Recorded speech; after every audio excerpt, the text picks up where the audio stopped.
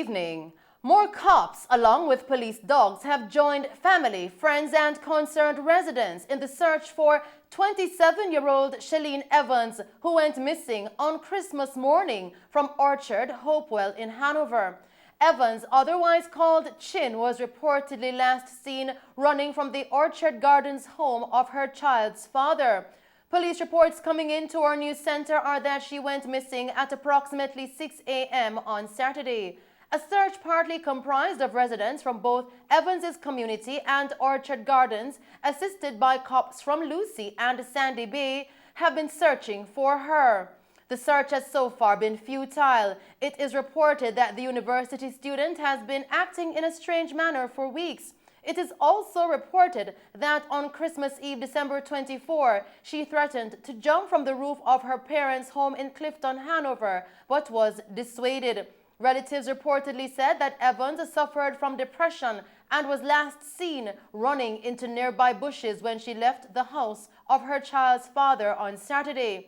Persons are being urged to contact the Lucy Police at 876-956-2333 or 119 with any information that could lead to locating CHALEEN Evans. We will bring you more on this story in subsequent newscasts. We go now to tonight's COVID-19 update, where Jamaica reported 161 new cases of the virus and no virus-related deaths in the last 24 hours. Now, this brings the total of cases recorded on the island since the start of the pandemic to 92,950. The death toll remains at 2,464. However, one death was reported as under investigation. Of the newly reported cases, there were 97 females and 63 males, ranging in age from 25 days to 78 years. The gender of one of the new cases was reported as under investigation. We go now to tonight's COVID-19 parish update, where St. James recorded 73 cases, Kingston and St. Andrew 36 cases, St. Anne recorded 17 cases, St. Catherine 10 cases, Hanover 9, St. Mary and Westmoreland recorded 6 cases each, Trelawney recorded 2 cases, while Portland and St. Thomas recorded 1 case each. The country also recorded 150 new recoveries, increasing the total of recoveries now to 65,332.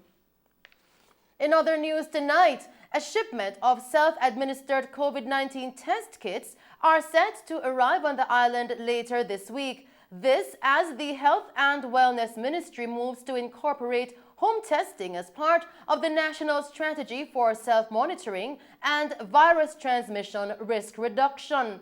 Minister of Health and Wellness, Dr. Christopher Tufton, has confirmed that the WHO-approved kits should be in the country this week.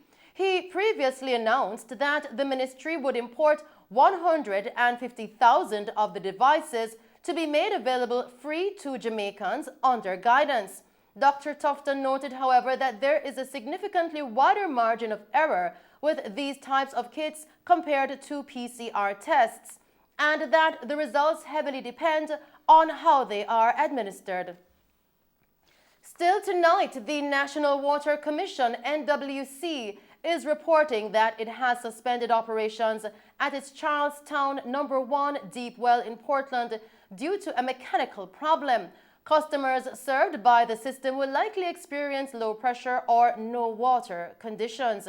Areas impacted are Charlestown, Buff Bay, Kildare, Woodstock, Housing Scheme, Palm Valley, White River, and Head Hill. The NWC says it is working to restore water supply in the shortest possible time. Continuing with the news tonight, a 27-year-old taxi operator died as a result of injuries he sustained in a 4-vehicle crash on the Melrose bypass in Manchester yesterday. He has been identified as Philip Blake of Comfort Hall District, Walderstone in the parish. Police reports coming into our news center are that at approximately 10 p.m., the driver of a Toyota Mark X motor car was traveling downhill towards Porus when he lost control of the vehicle and collided with an Isuzu motor truck, a Toyota Prado, and a Toyota Corolla motor car being driven by Blake. Blake was rushed to the hospital where he was pronounced dead. The police further reported that the other persons involved in the crash were treated and released from hospital. The police also said the driver of the Toyota Mark X has been warned for prosecution. Our news team spoke with the Vice Chairman of the National Road Safety Council, NRSC, Dr. Lucien Jones, who explained that come next year they are looking into implementing preventative strategies to help in reducing the likelihood of fatal accidents. A lot of these deaths were young people, and as with all cases, majority of them can be prevented. And therefore, during 2022, we're looking forward to putting in place prevention strategies, which would include the addition to the National Road Safety Council, a major deterrent system, which is the implementation of the New Road Traffic Act and the improvement of the ticketing system. If we can get this major deterrent system working, including demerit points, then those motorists and motorcyclists, 150 motorcyclists have died so far this year or more. As we continue with the news tonight, communities across Kingston and St. Andrew saw repairs being done to fix roadways that suffered damages due to flood rains earlier this year. Here is CHALEEN May with the details. The Kingston and St. Andrew Municipal Corporation KSAMC started work on roadways in the Harbourview Division on the weekend, following promises made in June to assess the area after major flooding damaged the roads. Mayor and Chairman of the KSAMC, Councillor Delroy Williams, says this is in an effort to ensure they fulfill the promises made to fix the roads in the area and other affected communities. The flood water damaged a number of roadways across the municipality. We are here in the Harbourview Division. This was one area that was affected by the flood waters in a major way. The road infrastructure in several places gave way.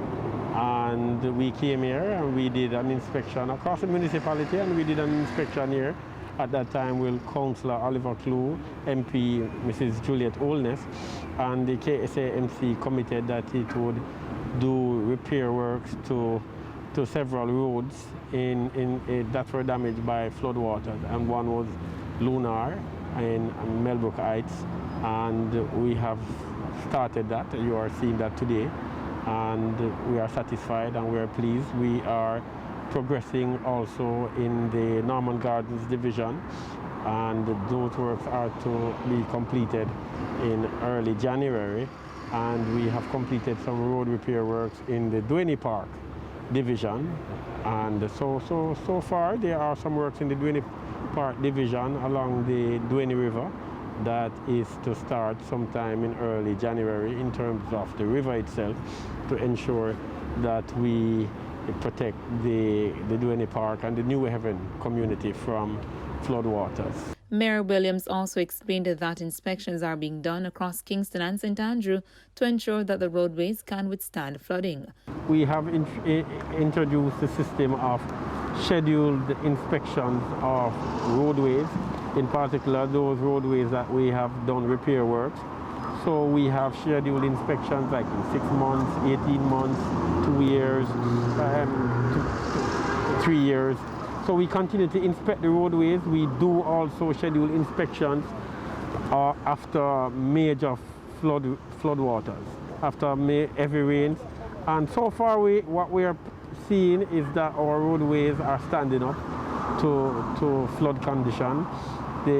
All the inspections we have done post heavy rain have shown that the roadways are standing up and that it pleases us. There is always room for improvement, and so we continue to do our best to get better at it.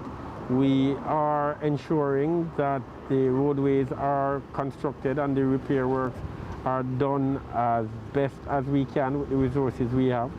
We have also been very careful to ensure that we control the movement of water on our roadways. And the roadways that we are rehabilitating, we ensure that the floodwater, the movement of floodwater or the flow of floodwater along those roadways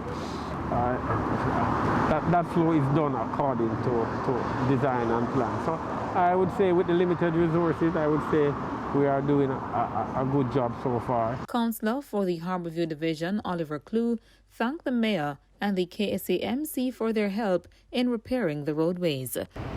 Well, I want to say thanks to Your Worship, the Mayor, and KSAMC.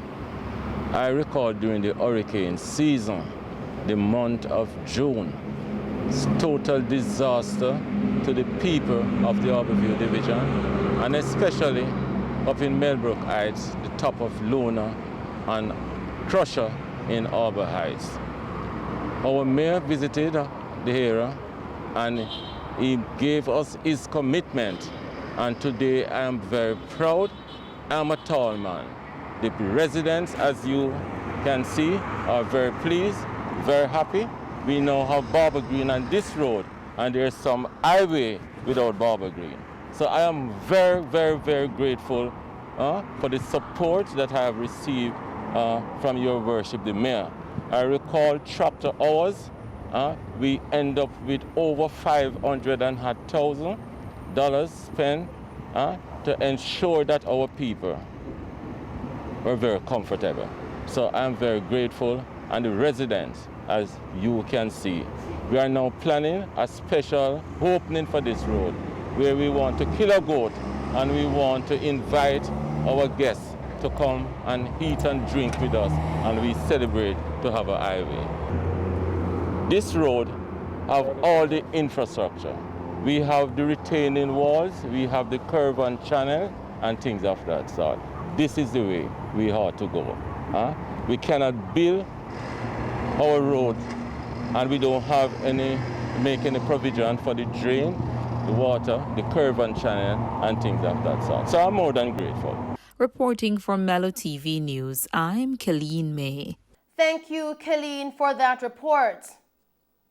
As we continue with the news tonight, a gunman opened fire at an illegal party in Old Folly, Discovery Bay, St. Anne early yesterday morning, leaving 2 persons dead and 3 others injured. Police investigators have identified the deceased persons as 23-year-old Tamara Kelly and Roger Linton, 21, both of Discovery Bay addresses, who were among patrons at the all-white party. The injured, all women, were taken to the St. Anne's Bay Regional Hospital, where 2, including a foreign national, on vacation at a hotel in the neighboring parish of Trelawney, were admitted, while the 3rd was treated and released. The shooting reportedly occurred shortly after midnight on Sunday, after the start of the 10 p.m. curfew. A man has been charged following the seizure of a firearm and several rounds of ammunition on 9th Street, Trench Town, Kingston 12 yesterday. Charged with illegal possession of firearm and ammunition is 24-year-old Raymond Sylvester, otherwise called Prince, of 9th Street, Kingston 12.